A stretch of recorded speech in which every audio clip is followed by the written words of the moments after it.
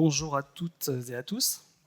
On va parler de la base, vraiment la base de la base. On va voir quelques fondamentaux dans la sécurité des développements web. Je pense que pour une majorité d'entre vous, ça va plutôt être des rappels, j'espère.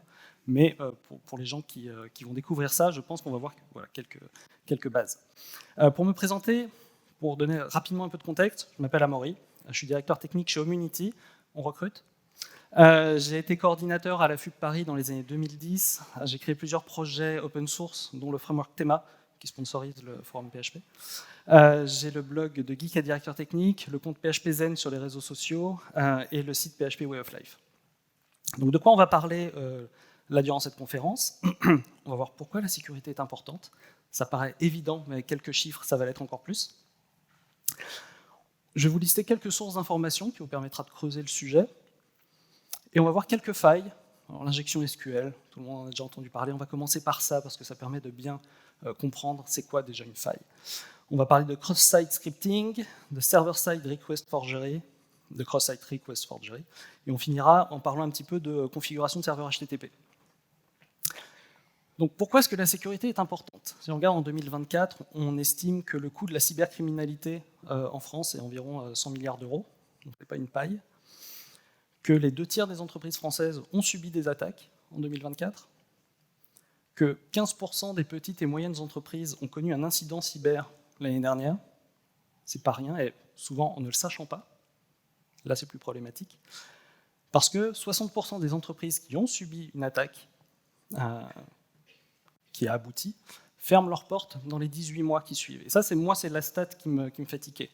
C'est que jusqu'ici, bon, ok, il y a un bug, on le corrige, tout ça, ok. Non, mais là, on parle de choses qui peuvent vous faire mettre la clé sous la porte. Ça peut être très embêtant. Les principaux vecteurs d'attaque, le premier, c'est le phishing. Donc l'email qui semble légitime, mais qui ne l'est pas, qui vous pousse à cliquer sur un lien pour aller sur un site web qui semble légitime, mais qui ne l'est pas, souvent pour vous prendre vos identifiants et vos mots de passe. Deuxième vecteur, l'exploitation de failles, c'est ce dont on va parler aujourd'hui. Et enfin, le déni de service, c'est-à-dire quand on essaye d'empêcher un serveur de répondre correctement.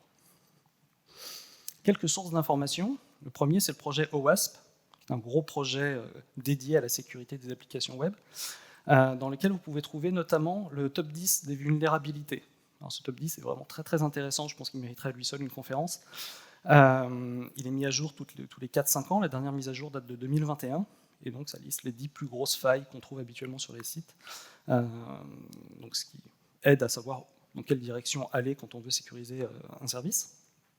Et le Secure Readers Project, qui donne des informations sur les entêtes HTTP qu'il vaut mieux configurer pour sécuriser un serveur. La fondation Mozilla, alors on connaît souvent la documentation offerte par Mozilla pour tout ce qui concerne le CSS, le JavaScript, des choses comme ça, mais ils auront aussi pas mal de documentation sur la sécurité. Et le service HTTP Observatory, vous lui donnez une URL, il va aller regarder quelles sont les entêtes HTTP retournées par le serveur, et il va vous dire si c'est bien, si c'est mal, qu'est-ce qu'il faudrait ajouter, qu'est-ce qu'il faudrait modifier. Donc ça, c'est intéressant. L'ANSI, donc l'Agence nationale de sécurité des systèmes d'information, une grosse source de documentation et d'information, n'hésitez pas à y faire un tour. Et alors il existe plusieurs CERT, donc des centres d'études de veille et d'alerte aux attaques. Celui du gouvernement français est pas mal, contient vraiment pas mal d'informations. Donc c'est bien que notre gouvernement mette de l'énergie et de l'argent là-dedans, donc n'hésitez pas à y faire un tour si vous cherchez des informations. Donc premier type d'attaque et de faille, les deux ensemble, qu'on va voir, c'est une injection SQL. Alors la plupart des gens en ont déjà entendu parler, mais désolé, on va revoir les fondamentaux. Le principe, c'est quoi? C'est envoyer des données qui vont modifier le comportement de requêtes SQL qui s'exécutent sur le serveur.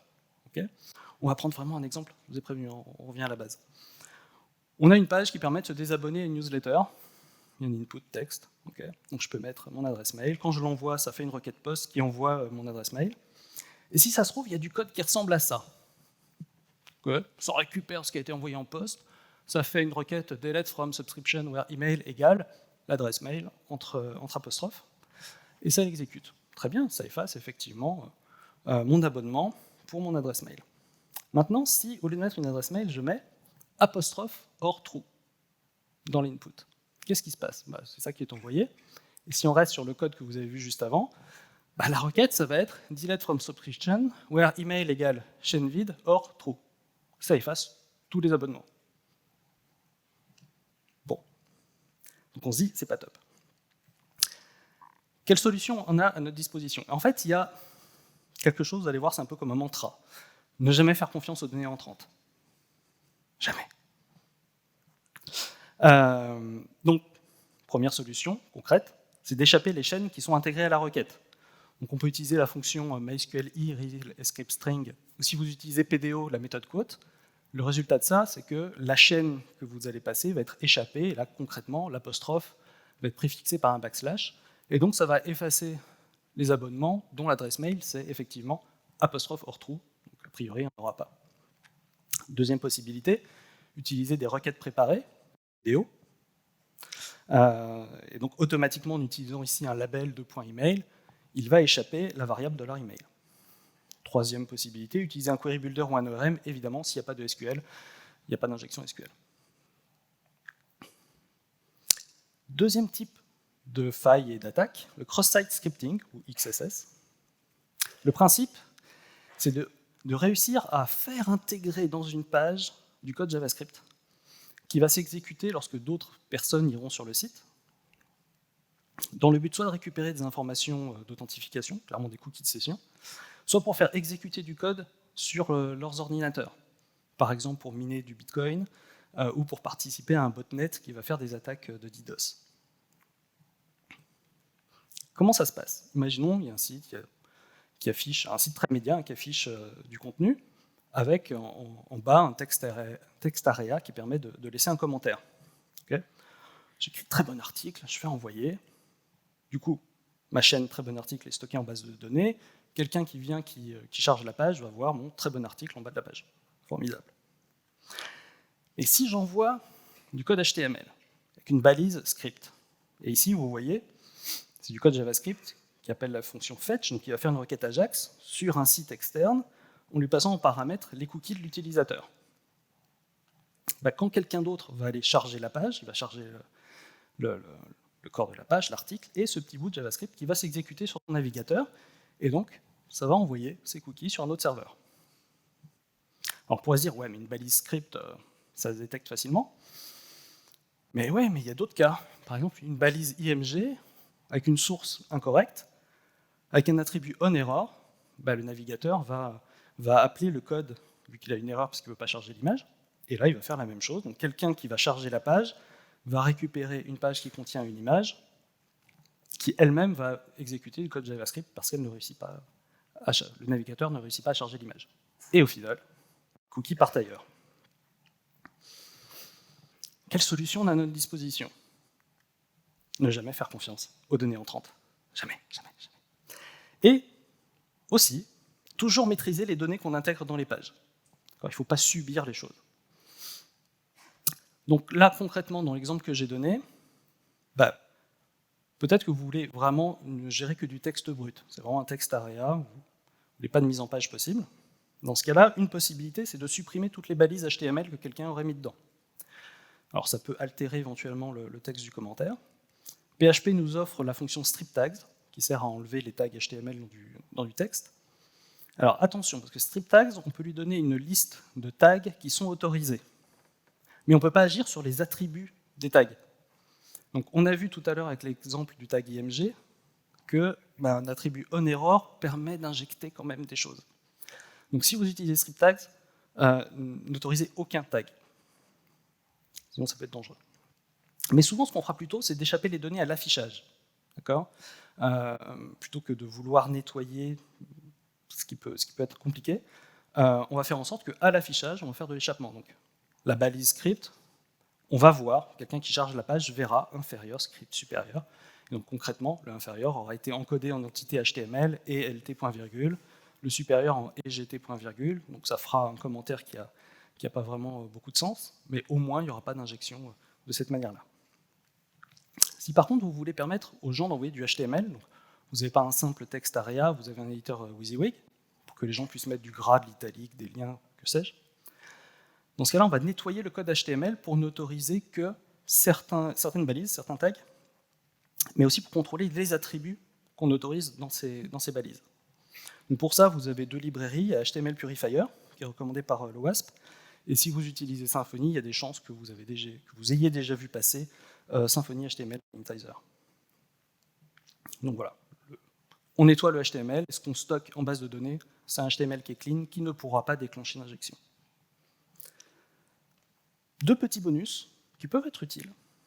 Vous pouvez utiliser un en-tête HTTP, le Content Security Policy, pour dire que sur votre page, vous n'autorisez pas l'exécution de code JavaScript inline, et vous n'autorisez pas non plus le chargement de fichiers JavaScript externes à votre domaine.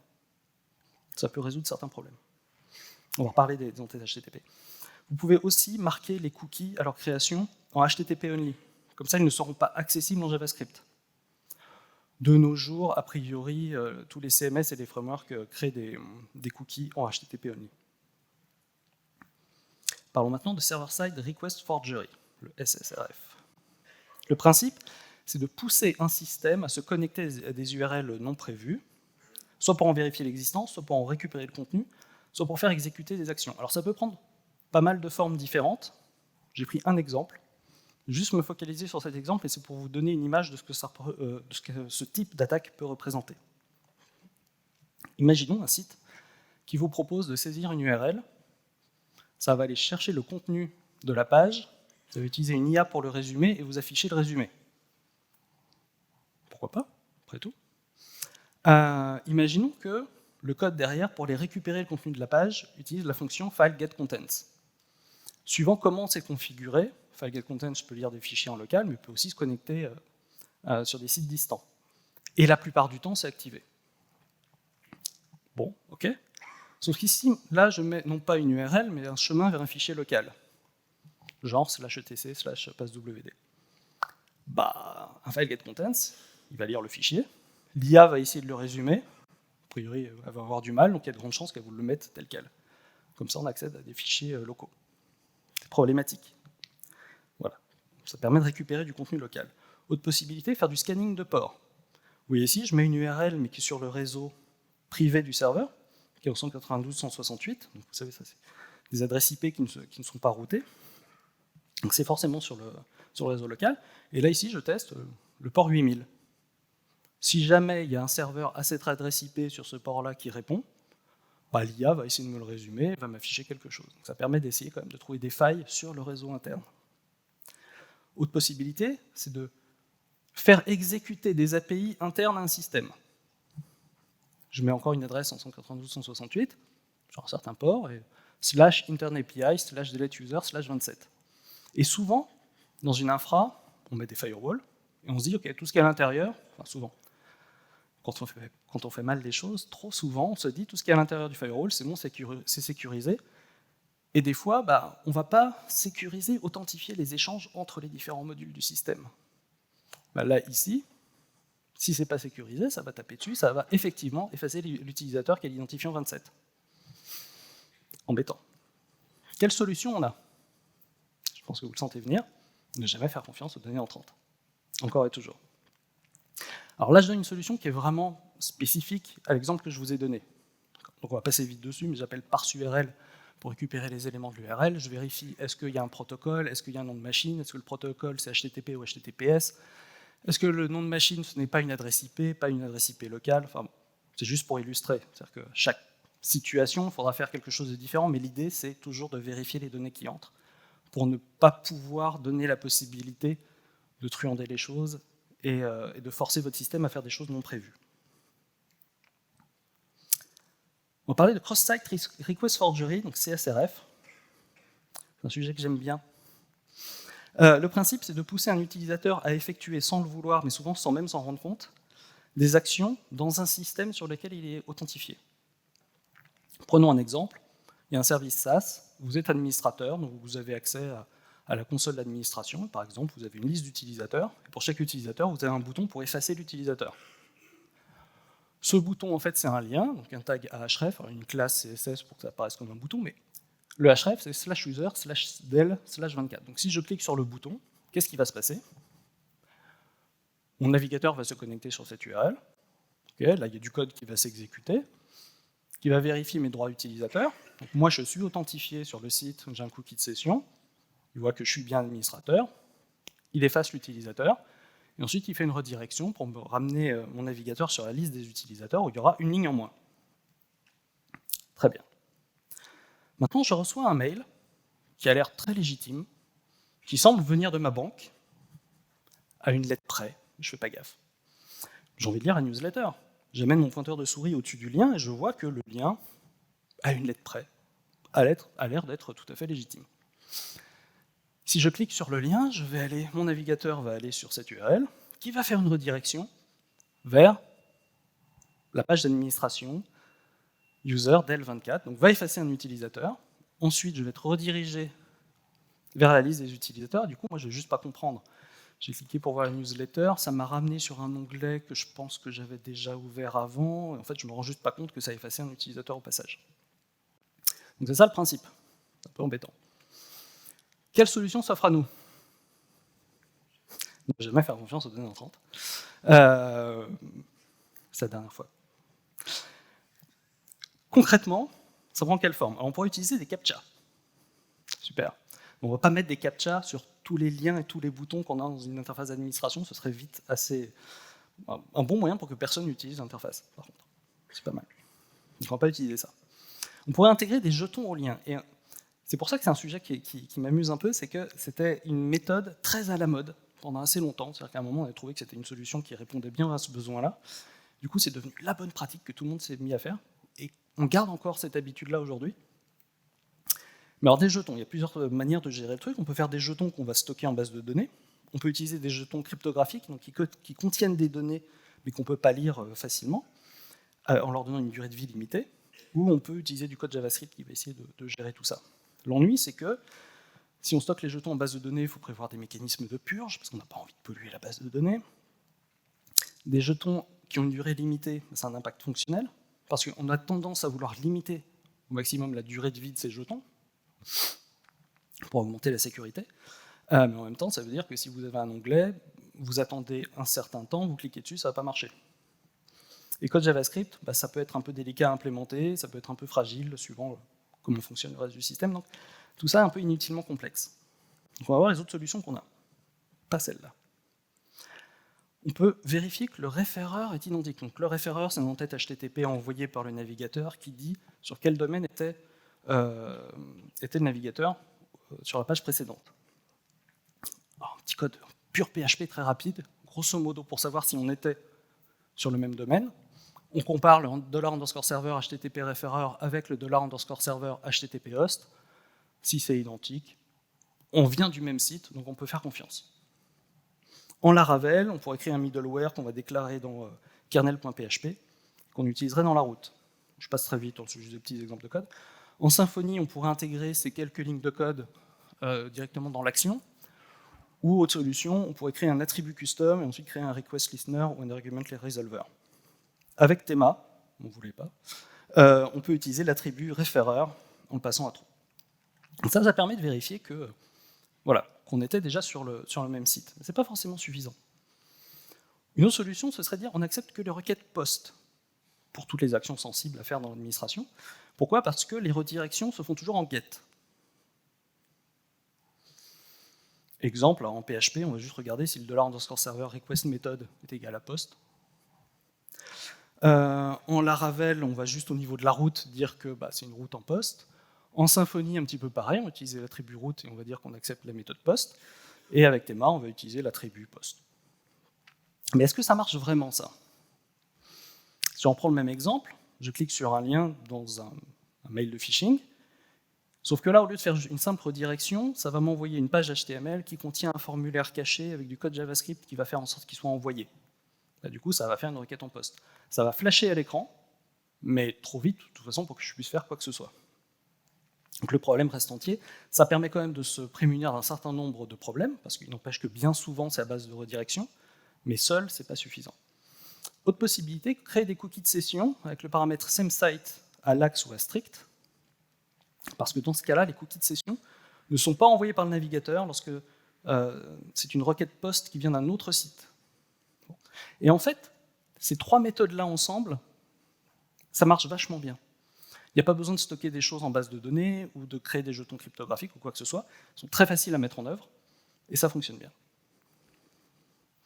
On va parler maintenant très rapidement de configuration de serveur HTTP. Je vais aller très très vite parce que je vous conseille plutôt d'aller voir les sites que je vous ai cités au début, mais quelques petits conseils vraiment très très rapides. Configurez votre serveur HTTPS. Aujourd'hui, avec Let's Encrypt, vous pouvez avoir des certificats SSL très facilement et gratuitement, donc il n'y a aucune raison de laisser des informations circuler en clair sur les réseaux. Rediriger les requêtes HTTP vers la version HTTPS. Vous pouvez faire en sorte que le navigateur, une fois qu'il s'est connecté en HTTPS, par la suite, essaye toujours de se connecter en HTTPS. Ça, c'est bien. Quelques en-têtes, empêcher le navigateur de deviner le type MIME des fichiers pour lesquels il n'y a pas de type MIME envoyé. Ça évite au navigateur d'essayer de le deviner, d'interpréter des fichiers qu'il ne devrait pas essayer d'interpréter. Ça permet d'éviter certaines failles. Empêcher l'inclusion de votre site dans un iframe. Ça, c'est des attaques de type clickjacking. Envoyer le référent uniquement en HTTPS. Empêcher les iframes et les JS que vous avez, vous, décidé d'embarquer dans votre site, utiliser certaines API du navigateur. Et autoriser uniquement les JS non inline venant du même site. Ça, on en a parlé tout à l'heure très rapidement. Donc voilà, quelques en-têtes intéressants. Enfin, vous pouvez empêcher l'accès aux fichiers sensibles, si vous ne voulez pas qu'on puisse télécharger les fichiers .env, .git, etc. Empêcher l'affichage des fichiers dans les répertoires, ça c'est une faille de base, permettre aux gens de voir quels sont les fichiers qui sont présents sur le disque. Et enfin, masquer les informations de version du serveur, parce que moins on donne d'informations aux hackers, mieux on se porte d'un point de vue de sécurité. Voilà, c'est tout. Merci beaucoup.